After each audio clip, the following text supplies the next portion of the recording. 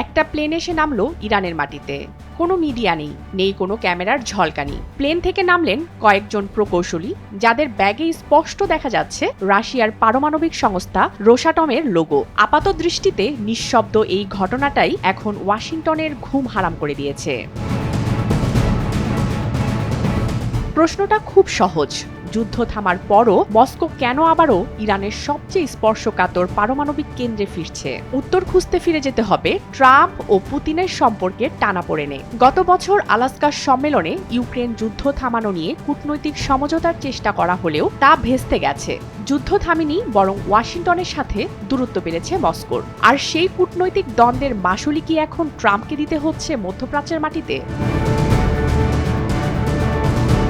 রাশিয়ার রাষ্ট্রীয় সংবাদ মাধ্যমের খবর, বুশেহর পারমাণবিক বিদ্যুৎ কেন্দ্রে রোসাটমের বিশেষজ্ঞরা আবারও পুরোদমে ফিরতে শুরু করেছেন। প্রথম দফায় ৫ জন দিয়ে শুরু হলেও এখন সেখানে কাজ করছেন ২৫ জন রুশ প্রকৌশলী। আগামী ২ সপ্তাহের মধ্যে এই সংখ্যা আরও বাড়বে এবং পরিস্থিতি স্বাভাবিক থাকলে আসছে শরৎ নাগাদ বুশেহরে প্রায় ১০০ জন রুশ বিশেষজ্ঞ মোতায়েন থাকবে। অর্থাৎ যুদ্ধ শুরু হওয়ার আগে যেসব কর্মী সরিয়ে নেওয়া হয়েছিল তাদের সবাইকে ধাপে ধাপে ফেরত পাঠাচ্ছেন পুতিন। সবচেয়ে বড় বিষয় হলো, যুদ্ধের মধ্যেও বুশেহরের দ্বিতীয় ও তৃতীয় ইউনিটের নির্মাণ কাজ একদিনের জন্য থামেনি। মানে জল ঘোলা হলেও মস্কো তেহরান পারমাণবিক অক্ষত রয়ে গেছে।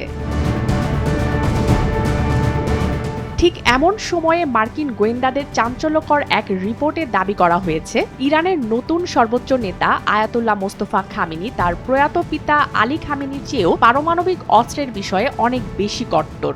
দ্য নিউ ইয়র্ক টাইমসের প্রতিবেদন বলছে, গত ফেব্রুয়ারিতে মার্কিন ইসরায়েলি হামলায় আলী খামেনি নিহত হওয়ার পর তার পুত্র মোস্তফা খামেনি ইরানকে পরমাণু শক্তিধর রাষ্ট্র বানাতে আরও বেশি মরিয়া হয়ে উঠেছেন।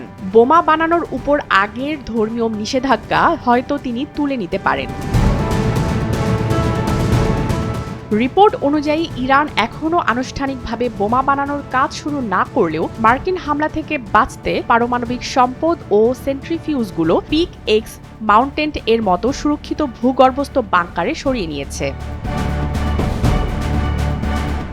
তবে ইতিহাস কিন্তু বেশ চমৎকার। ১৯৭৯ সালের বিপ্লবের আগে এই ওয়াশিংটনই ইরানকে পারমাণবিক প্রযুক্তি দিয়েছিল, আর আজ সেই ইরানকে দমন করতে মরিয়া তারা। অথচ ইসরায়েল শত শত পারমাণবিক বোমার মালিক হয়েও পার পেয়ে যাচ্ছে। প্রখ্যাত চিন্তাবিদ নোয়াম চমস্কির ভাষায় এটাই বিশ্ব রাজনীতির ভণ্ডামি, যে অস্ত্র ইসরায়েলের হাতে নিরাপত্তা, সেটি ইরানের হাতে হুমকি।